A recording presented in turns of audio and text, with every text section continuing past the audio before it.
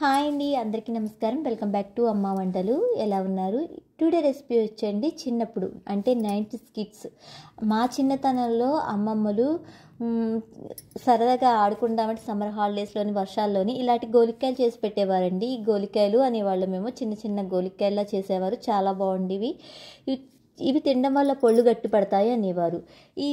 దీన్నే గోలికాయలు అంటారు. ఈ గోలికాయలని ఎలా ప్రిపేర్ చేసారో చూపిస్తాను. చివరి వరకు నా వీడియో స్కిప్ చేయకుండా చూడండి. చాలా టేస్టీగా ఉంటాయి, పిల్లలకి బాగా నచ్చుతాయి.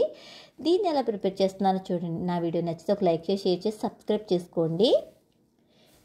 ఈ గోలికాయలు తయారు చేయడానికి నేను ఒక బౌల్ తీసుకున్నానండి. ఆ బౌల్లో నేను 1 కప్పు వరిపిండి తీసుకున్నాను. నేను 2 కప్స్ తీసుకుంటున్నానండి. వరిపిండి మెత్తగా ఉండాలి. మనం అయితే తడి బియ్యం ఆడు చెట్టుకున్నా పర్వాలేదు. అలాగే తగినంత సాల్ట్, కొంచెం వాము, 1 స్పూన్ వాము, అలాగే కొంచెం ఆయిల్ వేసుకుని బాగా కలుపుకోవాలి. మనం తడిపిండి అప్పటికప్పుడు తడిపిండి ఆడించుకున్నా బాగుంటుందండి ఆ పిండి. లేదా వరిపిండి ఉన్నా, మనకి పొడిపిండి ఉన్నా పర్వాలేదు. ఇందులో కొంచెం ఆయిల్ వేస్తున్నాను. ఆయిల్ వేస్తే మనకి ఇంకా గుల్లగా వస్తాయి, టేస్టీగా వస్తాయి. నెయ్యి వేసి కలుపుకున్నా బాగుంటుందండి. ఇవి ఇలా బాగా కలుపుకోవాలి అండి. మనకు కలిపిన తర్వాత ఇందులో కొంచెం కారం వేస్తున్నాను. కారం మీ ఇష్టం అయితే వేసుకోండి, లేకపోతే లేదు. అది కూడా వేసి బాగా కలిపేసిన తర్వాత కొంచెం ఇందులో హాట్ వాటర్, వేడి నీళ్ళు వేసి, మరీ వేడిగా కదని సమానంగా ఉన్న వేడి నీళ్ళు వేసి కలుపుకోవాలి. మరీ వేడి వేసుకుంటే గమ్ముని ఏగవండి గోలికాయలు అన్నవి. ఇవి ఇలా కలిపేసుకున్న తర్వాత చిన్న చిన్న గోలికాయలా చేసుకోవాలండి. మాకు చిన్నప్పుడు మా అమ్మమ్మలు సమ్మర్లో కానీ వర్షాల్లో కానివ్వండి, ఏమీ లేదు తినడానికి ఏమీ లేదంటే అప్పుడు ఎక్కువగా పిజ్జాలు, బర్గర్లు, కేకులు అవి ఉండేవి కాదండి. ఎక్కువగా ఇవే చేసి పెట్టేవారు.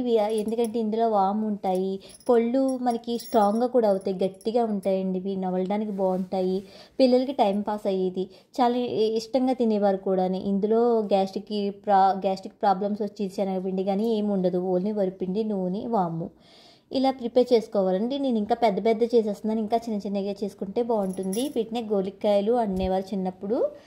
గోలికాయలు అంత సైజులో చేసుకుంటున్నాను కాబట్టి ఇప్పుడు స్టవ్ వెలిగించి నేను పాన్ పెట్టేసి అందులో ఆయిల్ వేస్తున్నాను. ఆయిల్ వీటెక్కిన తర్వాత ఇవి వేయించేసుకోవాలి.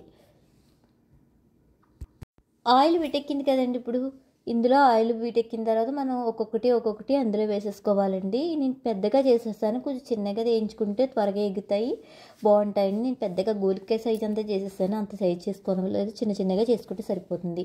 ఇవి పిల్లలకి బాగా నచ్చుతుంది, బాగా ఎంజాయ్ చేస్తూ తింటారు. మనకి ఏమీ లేదు ఇంటికి రాగానే స్నాక్స్ అడిగినప్పుడు ఇలా చేసి పెడితే ఇష్టంగా తింటారని, మంచిది కూడా ఆరోగ్యానికి. మనం చిన్నప్పుడు ఎక్కువగా ఇవే చేసి వచ్చి ఇవి ఏంటంటే చింతకాయలు, మామిడికాయల రోజుల్లో మామిడికాయలు, చింతకాయలు, అలాగే ఇటువంటి జంతుకులు, కొమ్ములు ఇటువంటివే ఎక్కువగా చేసుకునేవారు.